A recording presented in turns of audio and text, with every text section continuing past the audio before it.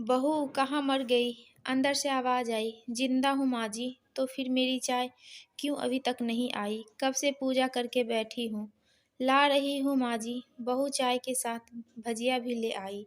सास ने कहा तेल का खिलाकर मारेगी। बहू ने कहा ठीक है माँ जी, ले जाती हूँ। सास ने कहा रहने दे, अब बना दिया है तो खा लेती हूँ। सास ने भजिया उठाई और कहा कितनी गंदी भजिया बनाई है तुमने। बहू माँ जी मुझे कपड़े धोने हैं, मैं जाती हूँ। बहू दरवाजे के पास छिपकर खड़ी हो गई। सास भजिया पर टूट पड़ी और पूरी भजिया खत्म कर दी। बहू मुस्कुराई और काम पर लग गई। दोपहर के खाने का वक्त हुआ। सास ने फिर आवाज लगाई, कुछ खाने को मिलेगा? बहू ने आवाज नहीं दी। सास फिर चिल्लाई, भूखे मारोगी क्या? बहू आई, सामने खिचड़ी रख दी। सास गुस्से से ये क्या है, मुझे इसे नहीं खाना, इसे ले जाओ। बहू ने कहा आपको डॉक्टर ने दिन में खिचड़ी खाने को कहा है, खाना तो पड़ेगा ही। सास मुंह बनाते हुए हाँ तू मेरी माँ बन जा। बहू फिर मुस्कुराई और चली गई। आज इनके घर पूजा थी। बहू सुबह 4 बजे से उठ गई। पहले स्नान किया, फिर फूल लाई, माला बनाई, रसोई साफ की, पकवान और भोज बनाया। सुबह के 10 बज गए। अब सास भी उठ चुकी थी। बहू अब पंडित जी के साथ भगवान के वस्त्र तैयार कर रही थी।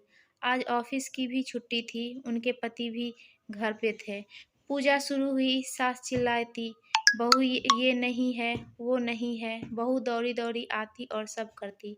अब दोपहर के 3 बज गए थे। आरती की तैयारी चल रही थी। पंडित जी ने सबको आरती के लिए बुलाया और सबके हाथों में थाली दी। जैसे ही बहू ने थाली पकड़ी, थाली हाथ से गिर पड़ी। शायद भोज बनाते हुए बहू के हाथ में तेल लगा था, जिसे वो पोंछना भूल गई थी।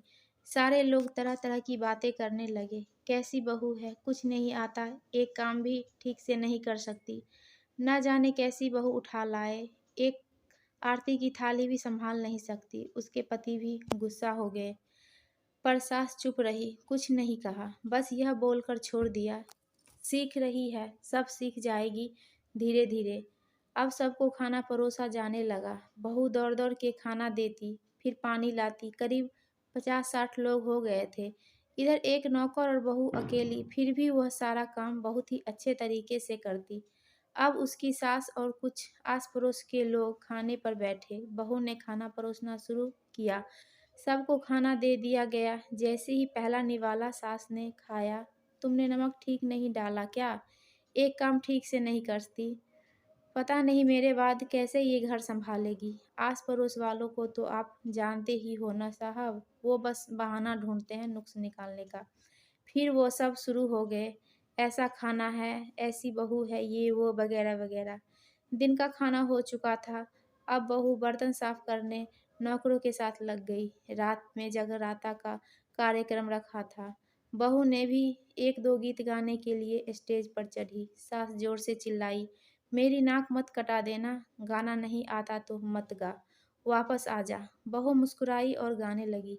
सबने उसके गाने की तारीफ की, पर सास मुंह फुलाते हुए बोली, इससे अच्छा गाना मैं गाती थी जवानी में, मुझे तो कुछ भी नहीं, तुझे तो कुछ भी नहीं आता।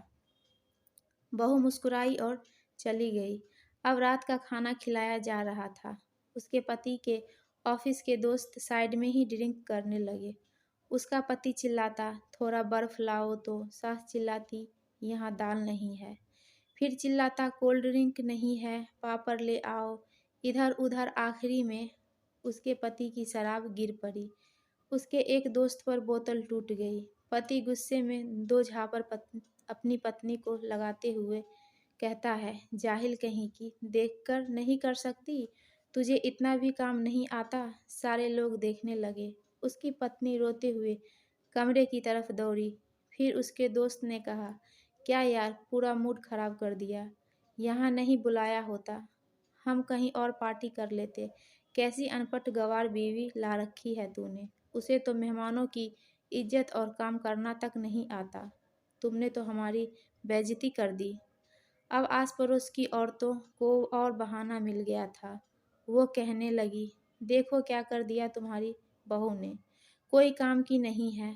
मैं तो कहती हूँ अपने बेटों की दूसरी शादी करा दो। छुटकारा पाओ इस गवार से। सास उठी और अपने बेटे के पास जाकर उसे थप्पड़ मारा और कहा, अरे नालायक, तुमने मेरी बहू को मारा, तेरी हिम्मत कैसे हुई, तेरी टांग तोड़ दूंगी।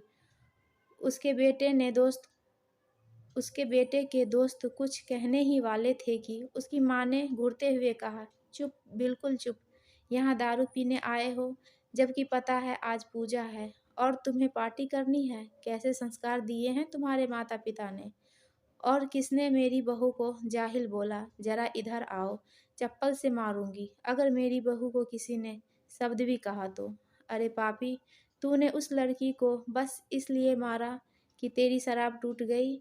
पापी, वो बच्ची सुबह 4 बजे से उठी है, घर का सारा काम कर रही है, न सुबह से नाश्ता किया न दिन का खाना खाया, फिर भी हंसते हुए सबकी बातें सुनते हुए, ताने सुनते हुए घर के काम में लगी रही।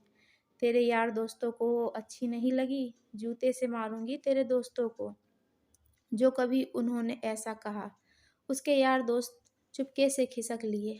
अब सास बहू के कमरे में गई और बहू का हाथ पकड़कर बाहर लाई।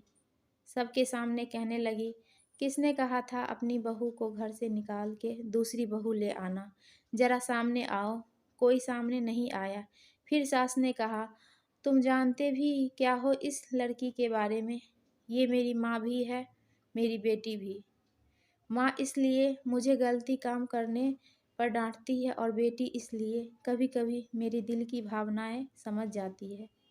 मेरी दिन रात सेवा करती है, मेरे 1000 ताने सुनती है, एक शब्द भी गलत नहीं कहती, न सामने न पीठ पीछे। और तुम कहते हो दूसरी बहू ले आओ।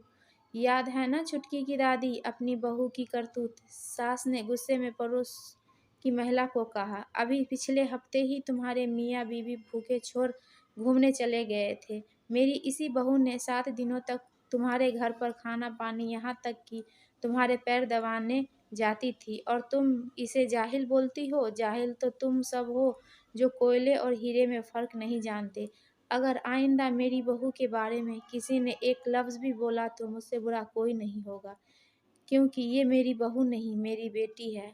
बहू सिसकियाँ लेते हुए फिर कमरे में चली गई।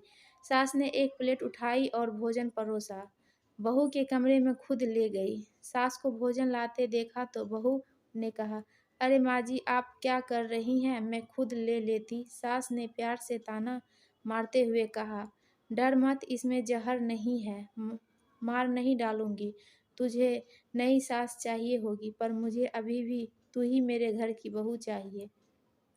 बहू ने अपनी सास को रोते हुए गले से लगा लिया। सास भी रो दी पहली बार और कहा, चल खाना खा ले। फिर मजाक करते हुए कहा, फिर मेरे पैर दबाने चले आना, और ये ख्याल में मत लाना कि सास पैर बोलती है किसी दिन मैं इसका गला दबा दूंगी, क्योंकि कभी मैं भी यही सोचती थी। दोनों खूब हंसने लगे।